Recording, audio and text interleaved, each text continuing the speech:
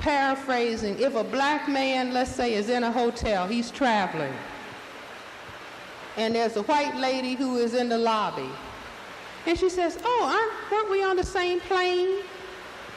So he says, yes, we're on the same plane. And, oh, you were reading a book. I thought it would be very interesting to have a discussion in my room after dinner. So he says, unless I can get a black lady to go with me, I can't come.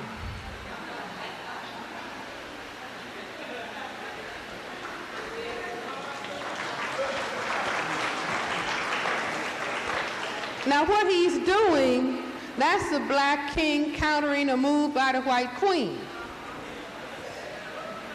Because she knows if I can get him in bed with me, he's gone. He's gone.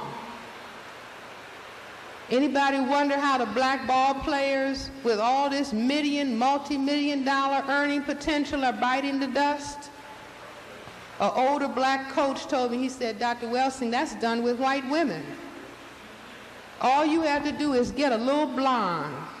And then she goes up to him and says, ooh, you know, I saw you play. You are so fine. Would you go out with me? I know I'm a white woman, but would you go out with me? He said, yeah, right. Oh, yeah, we can go to dinner. Third date. Second date, sex. Third date, cocaine. And he's gone. She understands white genetic survival, and he doesn't. Do you understand? She understands white genetic survival.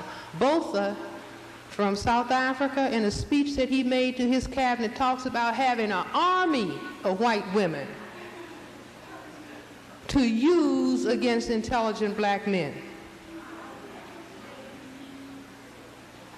I mean, didn't you all just see on the TV or in the newspaper about the Soviet woman who so-called went in the embassy and got the secrets? If she did it, wasn't she on mission? It wasn't about love. It was about maintaining power. She's on mission. And so Fuller says that the black male victim of white supremacy who is really tuned in and really courageous knows that if that blonde hair falls on his black shoulder,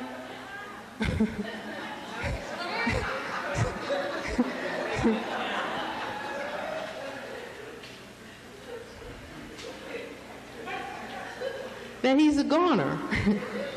So he says, I got to get a black woman to go with me, otherwise I can't go with you.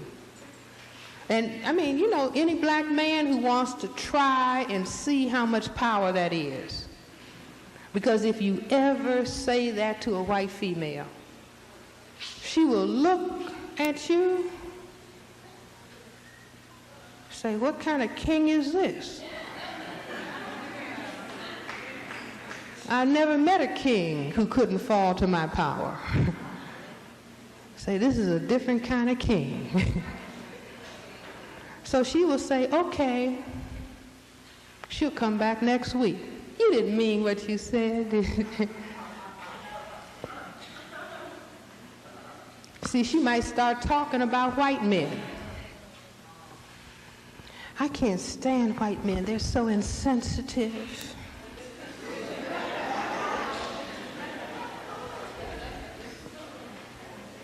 My father, he hated black men, but I was always against him.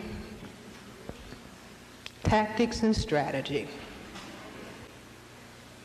in order to maintain white genetic survival. So I say this, instead of looking at the newspapers and say, oh my God, another basketball player, another baseball player, another football star, $1 million earning potential, bit the dust. Black people ought to talk about that. Why not talk about that at cocktail parties? Why not talk about that in church? Why not talk about that on the corner? Why shouldn't black men talk about we're vulnerable to the white female?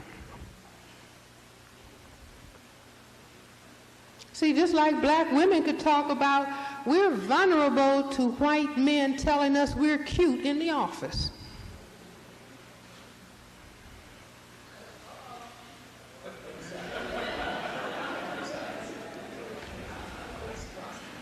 White men are playing politics and power relations too. They understand that if they can rub a black woman on her bottom and make her grin, that they have checkmated the black man. Tom, don't. Stop it.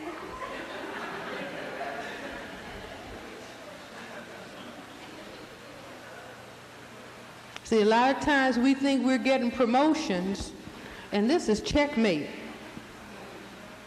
It's not about money. It's about maintaining white supremacy. See, white males know. Now, if I have sex with her and then I give her enough money to buy some clothes and to buy that other piece of furniture,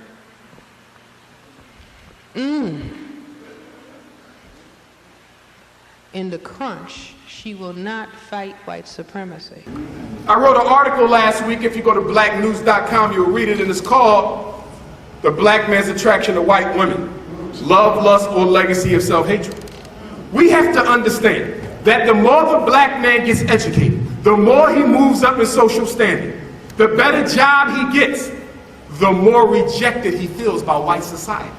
And as a result of that, y'all follow me? As he goes up, the rejection gets stronger. So he gets to a point where he says, damn, I got all the degrees, I got the money, I got the income, but I'm still feeling inferior and I'm still being rejected by the dominant white society. So how do I deal with this? The only way I can feel one with the society that does not want me is to bring a symbol of it home with me. And so the white woman symbolizes the black man's desire to be accepted by people who will never have him.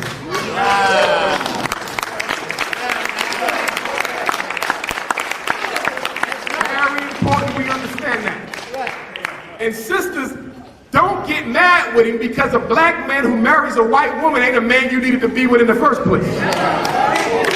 I got an email today on my way to New York City. Sister read my article online. She said, thank you very much. She said, I was married to a black man, and he got 3 children by 3 different white women. He cheated on me and got these white women pregnant. And she said that my daughter is chocolate, black, and beautiful. His other children are Obama babies, biracial. And she said that he breaks his neck to spend time with the biracial babies and totally rejects his own light-skinned supremacy. See, we got to understand, if I go and get a white woman and have a child with that white woman, why am I having a child with that white woman? It's because I no longer desire to see anything that looks the hell like me. And so when that baby comes out, he's biracial. And so now I feel better because my son is nothing but a mirror reflection of me. But instead of looking at black skin, nappy hair, and big lips, I now see European features. You see that? It is a form of genetic extermination. Self-inflicted genocide is what interracial marriage is. Wow. And the reason we have to be so careful about it is because when you study the fall of African empires, I don't care if it was in the Caribbean, South America, Africa, or Asia, you will see that whenever the European came in, he did not defeat us with European armies. He defeated us with mulatto armies. Wow. It was the children of the invader who they used to fight against their own African brethren. And right now in Africa, it's repeating itself. But instead of it being the white man, it is the Oriental. In Nigeria, the Koreans are marrying African women, having half Asiatic, half black kids who they are going to use to oppress us. And the reason why they married a black woman is because if the child is half black, he's now open to all of the benefits of being a natural citizen by birth. and they're going to use those biracial children to oppress their own brothers and sisters. It's the same thing the United States government is doing right now with the so-called Hispanic. The Hispanic is an African. In fact, when you study the Marcus Garvey movement, you will see that the Garvey organization had more chapters in Cuba and Puerto Rico than most other places on earth. Yes, the red, black, and green flag was in Puerto Rico and Cuba more than most other islands and nations. But in 1970, something happened. And the United States government created something called a Hispanic. Right. In the 1970 census, if you don't believe me, do your homework. And so for the first time, if you were a Negro, which is what we were called back then, if you were a Negro who spoke Spanish and didn't want to be black, we got a new label for you. Wow. Let's fast forward to the year 2010, the census that just took place. What did you see on there? Biracial. Now let me ask you something. In slavery, when black women were raped when a child came out, did they call him biracial? Nope. He was an N like everybody else. Right. So how is it 143 years later, the product of a black-white intermixture is now biracial? Because they are using the old strategy of divide and conquer, separate and rule to destroy the race. And we falling for it. And we fall. Labels. Cablination. What the hell is that? Tiger Woods. Tiger Woods. Caucasian, black, Asian, Native American. Nigga, you crazy. You understand? And when he got into the courtroom, did the judge call him Cablination? No. Gave that woman the largest divorce settlement of a superstar in history, except for Donald Trump. Married that woman. She was a nun or a nanny in somebody's house. You didn't even know her. Damn. Say that again? Oh, yes, and let's be honest. I studied this. I did a paper in undergrad on interracial relationships. 98% of black men, 98% of all interracial relationships are black men and white women. And of those, normally the white woman is broke and the black man is rich. She only marries a Negro if there's something to be gained from the union. Why can't they see that? Do you really think she would be married to Kobe Bryant? Do you really think James Earl Jones would be with her? Do you really think Sidney Poitier, Tim Duncan? Do you really think Cuba Gooding Jr.? Hell no. But because you want to be white so damn bad, and since I want to be rich so damn bad, I think we can make this work. Do y'all follow me? 1967, the United States Supreme Court struck down anti-miscegenation laws. A white man by the name of Loving in the state of Virginia sued all the way up to the Supreme Court for the right to marry a black woman. When the Supreme Court struck down that law, black men went running looking for white women. And since then, we have married out of our race. Listen to me clear, because I want you to get this right. Black men have married out their race more than the men of every other race in America put together. Wow. And if it's about love, if it is about love, why can't we find one rich white woman married to a broke brother? Oh, teach, brother. See, I was giving a lecture on Thursday. I said, you know, one of the most important things we can do in relationship to people who classify themselves as white is to say, we're afraid of you all. We're afraid of you all. See how quiet it is? That means that truth, but it's not speaking out. Do we have a right to be afraid? Yeah. Sure. Sure. Look at this. I said, this is the problem. Perceived as the problem. When a white police officer, so-called, stops a black man and says, I thought he had a weapon. He does.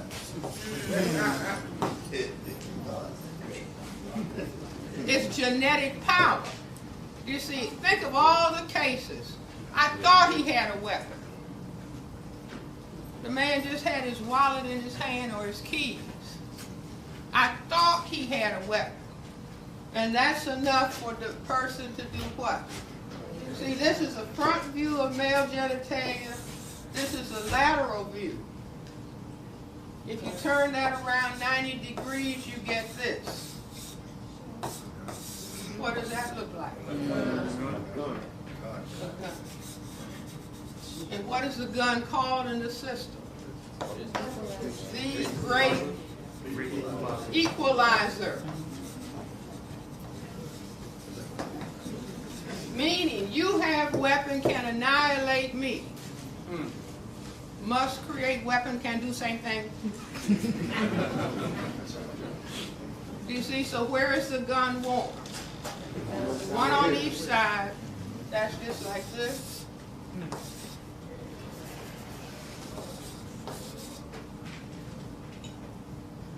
And then it's called justifiable homicide. You see, meaning anytime I see a black male and I get a little bit nervous, if I'm authorized to carry a gun, I'm authorized to kill him. Are you all with me? I see fear. Don't feel bad. This is war. War for white genetic survival by any means necessary. You see, but if we don't face what it is, then people are engaged in a pretense that everything is all right. But everything is not all right. We are in a state of a slide towards genocide. See, you cannot have the men from a community removed and have a people. Are you all with me? See, but white supremacy is so bold. On the front page of the Washington Post a little while ago, they said, black women, you should start, because I know the black men are all gone. So you should start dating white men on the front page of a newspaper. Do you understand? That's just like slavery. We're killing off the black men. So, hey, you want to have a man, so-called? Get a white man. You see, and then on the other side, they're saying, now we are unleashing a certain number of white females to go with black men. Because that will make them believe that racism, white supremacy doesn't exist. A young man came up to me on Thursday at my institute and said, I just came back from Germany, Dr. Welsing. There's a lot of black men who are out of the service and they're married to German women. He said if it weren't for the color, they got, they're kind of built like black women.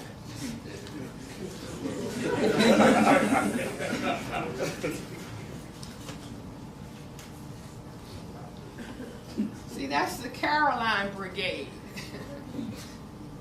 So I said, I guess you'll be going back to Germany?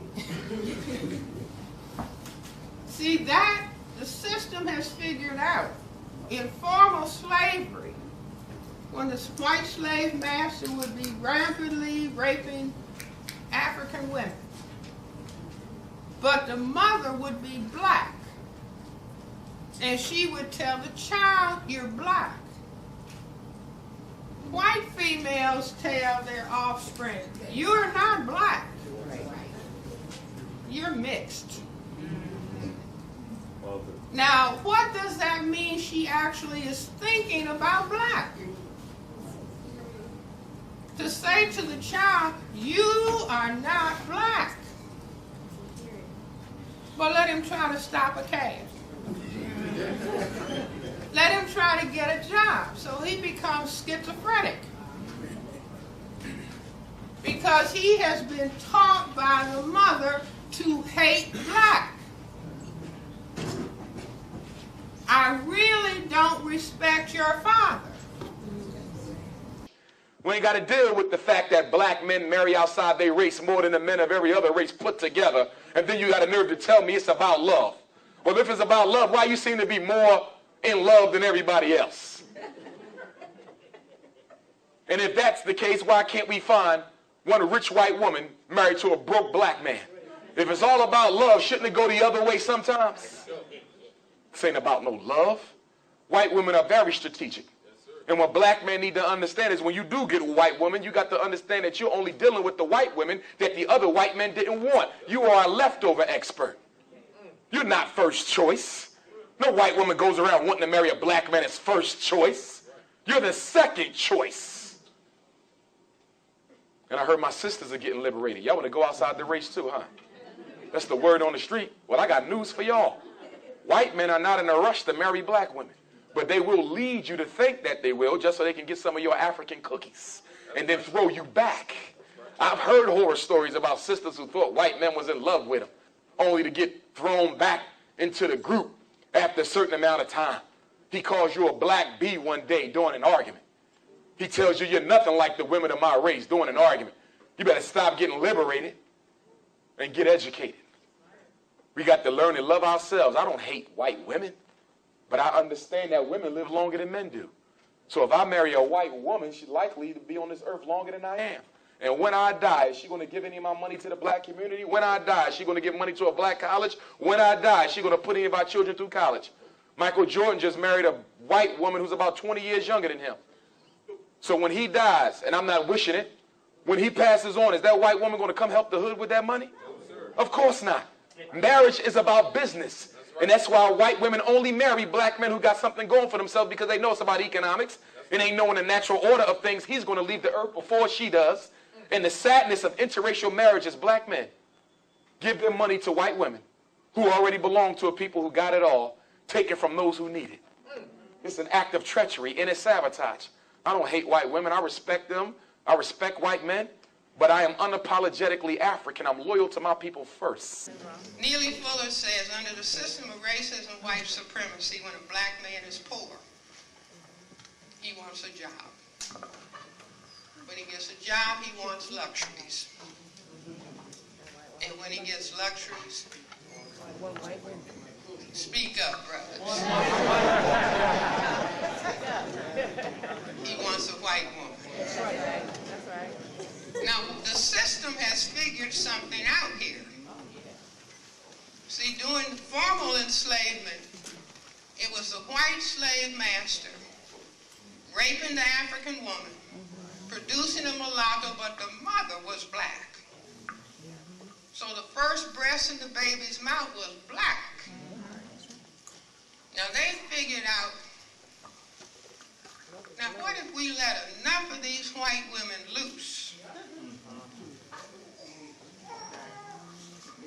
and say, sick 'em, Caroline.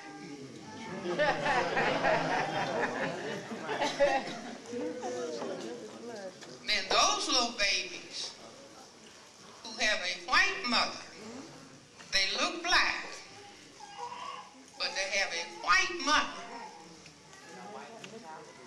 And that will be their primary identification. And so we can use that group, whether they understand it or not, because there's major ambivalence. Can't go against mom.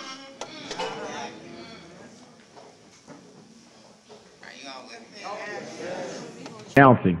And I maintain now, as I maintained then, psychologically speaking, that one of the reasons we as African people have to try to stay with our own women when we get married and our own men when we get married is because when a child is biracial, from everything I've studied on Frederick Douglass, Barack Obama, and others, when a child is biracial, there is something about the psychology of a biracial child that prevents them from being able to grasp the concept of African race first in everything they do, as taught by Marcus Garvey and the other men that I just named. I think because Frederick Douglass's father was a white man, although he never acknowledged him, and I think the fact that Mr. Obama's mother is a white woman, I think it prevents them from going hard on the race question. And when you study Africa, when you study the fall of Africa, you will find that Africa was not destroyed by white armies.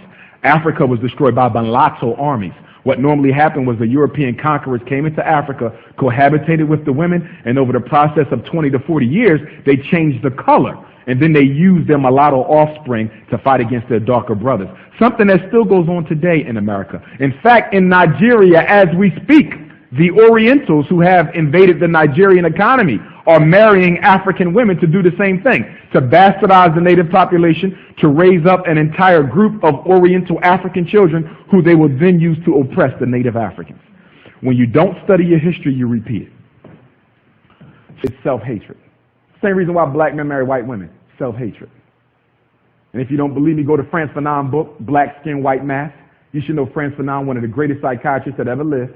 You ain't got to debate me, debate him. He's the master. Okay? Next slide. And I want to be clear. When I say that black men need to marry black women, I don't say it because I look down on white women. Okay? Women are equal, men are equal. No race is better than any other race. But men die sooner than women. So if I got $25 million and I marry a white woman, 9 times out of 10, I'm going to leave this earth before her. And she is not going to drive past Muskogee, Michigan and drop off a $20 check to the hood. Do you understand? That money goes to white people. Marriage is a business. And you don't get into business with anybody who you don't trust after you die with your estate. So we got to keep black money black, and that's why a black man got to marry a black woman. It's that simple. It ain't about them being less than. It's about us remembering who the hell we is, because we forgot.